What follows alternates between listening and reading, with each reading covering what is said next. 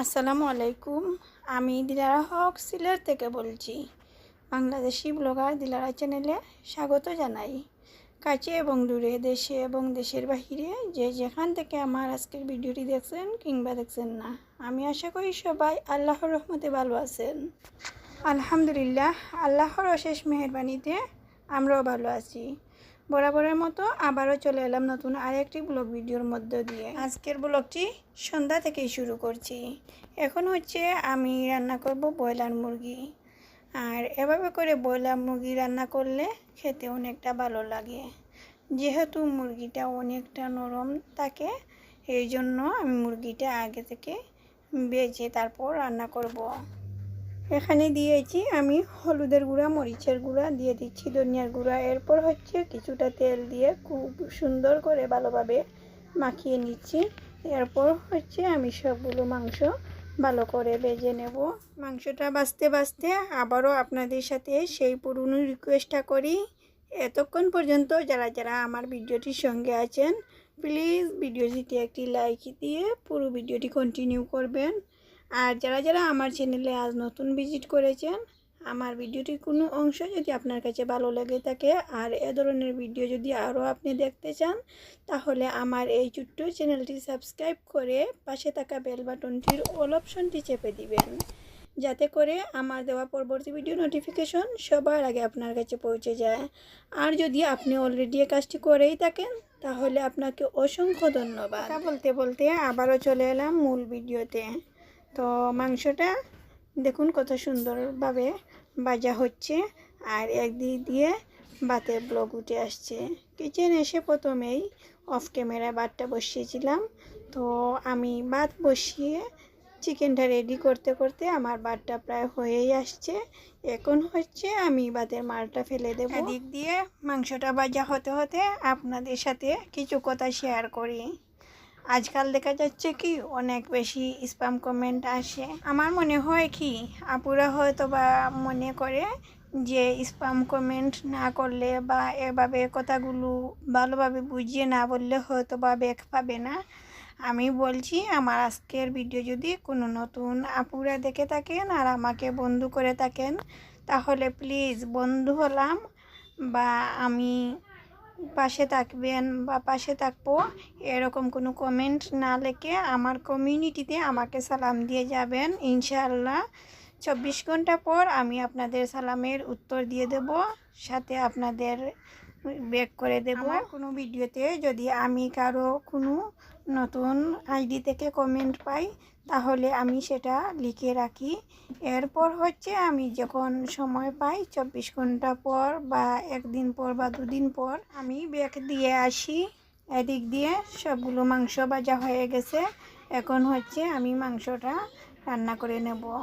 তো অনেক সময় দেখা যায় কি আমাদের নতুন হাঁড়ি থাকলে সেটা নষ্ট হয়ে যাবে, সে বয়ে আমরা আর কি করি, সেটাতে রান্না করতেই চাই। আমার চুলাতে যেহেতু খালি দিয়ে আমি এভাবে করে একটা পলিথিনের ব্যাগ হাঁড়ির নিচে লাগিয়ে নেই। প্রথমে হাঁড়িতে তেল লাগিয়ে এরপর পলিথিনের ব্যাগ খুব সুন্দর করে গোল করে কেটে এরপর হাঁড়ির মধ্যে লাগিয়ে নেই।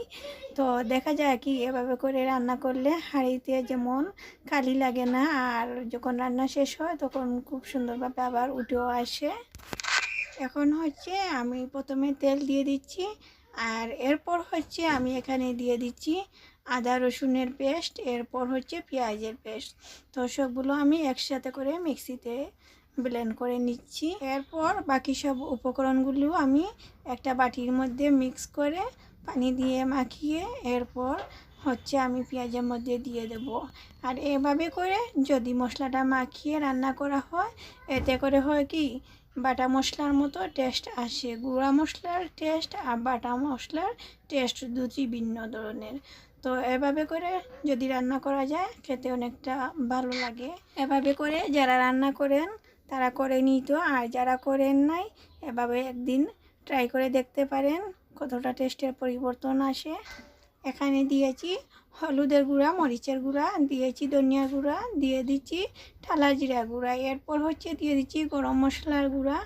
আর প্রতিটি মশলাই আমি একসাথে মিক্স করে আবার ব্লেন্ডারে জারটা ধুয়ে সেই পানি দিয়েই মাখিয়ে নিচ্ছি। এখন হচ্ছে আমার পেঁয়াজটা ব্রাউন কালার হয়ে ভাজা হয়ে গেছে। এখন বাকি মশলাগুলো দিয়ে আমি মশলাটা ভালোভাবে কষিয়ে নেব। এর মধ্যে পানি দিয়ে দিয়ে মশলাটা ভালো করে কষাবো। রান্না করতে করতে আর একটি কথা আপনাদের সাথে শেয়ার করি। তো আমার গত ভিডিওতে দেখলাম একজন আপু নাকি আমার ভিডিও না দেখেই বোধহয় কমেন্ট করেছেন। তো আপু যদি সত্যি আমার ভিডিও না দেখে আমাকে কমেন্ট করে থাকেন, আর আপু যদি আমার আজকের ভিডিওটি দেখে থাকেন, তাহলে আপুকে বলছি, আপু কষ্ট করে আমার ভিডিও আপনাকে দেখতে হবে না। তাছাড়া এভাবে ভিডিও না দেখে আমার ভিডিওতে কমেন্ট করতে হবে না। যেভাবে আপনার ভিডিও নিয়মিত দেখি সেভাবে প্রতিদিনই দেখব ইনশাল্লাহ। আরেকজনের কমেন্ট দেখে কমেন্ট লেখা আমার মনটা আসলে খুব খারাপ হয়ে গেছে। আসলে আমি এটা আশা করছি না আপনার কাছ থেকে। আপনার জন্য আমার মন থেকে দোয়া ও ভালোবাসা রইল। ইউটিউবে আসছি কাউকে টকিয়ে বা ধোঁকা দিয়ে আমি আমার ওয়াচ টাইম বাড়াতে চাই না, আমার ভিউজ বাড়াতে চাই না। আমার যদি রিজিকে থাকে তাহলে ইনশাল্লাহ আমার হবেই। আর আমি কাউকে যদি ধোঁকা দেই, কাউকে ঠকাই, সে যদিও দেখতে না পারে, আল্লাহ তাআলা সব কিছু কিন্তু সব সময় জানেন, শুনেন এবং দেখেন। সব সময়ে আমি যাদের ভিডিওতে ক্লিক করি একবারে শুরু থেকে শেষ পর্যন্ত ওয়াচ টাইম দেই। যদিও দেখতে না পারি তাহলে অন রেখে কাজ করি, আর কাজের ফাঁকে ফাঁকে ফুল টাইম ওয়াচ করে দেই। কাউকে টকিয়ে নয়, মিথ্যা কথা বলিয়ে নয়, আমি আমার কর্মের দ্বারা আমার কাজের ফল পেতে পাই। আমি চাই না কাউকে টকিয়ে আমি ভাইরাল হতে বা মিথ্যা কথা বলিয়ে বা মিথ্যা আশ্বাস দিয়ে বা মিষ্টি মিষ্টি কথা বলে আমি ভাইরাল হতে চাই না। আমি চাই আমার নিজের মাঝে কি আছে তা সবার মাঝে উপস্থাপন করার। আর সবাই যদি আমার ভিডিও দেখে একটু হলেও উপকৃত হয়, এটাই আমার বড় পাওয়া। এখন হচ্ছে আমার রান্নাটা শেষ হয়ে গেছে। এরপর রান্নাটা শেষ হওয়ার পর আমি আপনাদেরকে আবারও দেখিয়ে দিচ্ছি আমি যে পলিথিনটা লাগিয়ে নিচ্ছিলাম সেটা কিভাবে উঠে আসছে। আর এটা আমার হাতে সময় কম, যার জন্য আমি গরম থাকা অবস্থাতেই কাজটা করে নিচ্ছি। যেমন হলো আমার আজকের ভিডিওটি। তাছাড়া আমি এই যে একটা হাঁড়িতে পলিথিন লাগিয়ে নিচ্ছি। এই টিপসটা আপনাদের কাছে কেমন লাগলো আশা করি জানাতে ভুলবেন না। কে কোথায় থেকে আমার ভিডিওটি দেখছেন, তাছাড়া ভিডিওর কোন অংশটি আপনাদের কাছে ভালো লেগেছে অবশ্যই অবশ্যই কমেন্ট করে জানাতে ভুলবেন না। আমার ভিডিওর কথাবার্তা, কাজকর্ম সব কিছু মিলিয়ে আমার ভিডিওর মধ্যে অনেকটা নয়েজ রয়েছে, যেহেতু ছোটো বাচ্চারা বাসায় রয়েছে। আশা করি সবাই ক্ষমা সুন্দর দৃষ্টিতে দেখবেন। আর এই ছিল আমার আজকের ভিডিওটি। পরবর্তী ভিডিও দেখার আমন্ত্রণ জানিয়ে আজ এখানেই আমি বিদায় নিচ্ছি। আল্লাহ হাফিজ, আসসালামু আলাইকুম।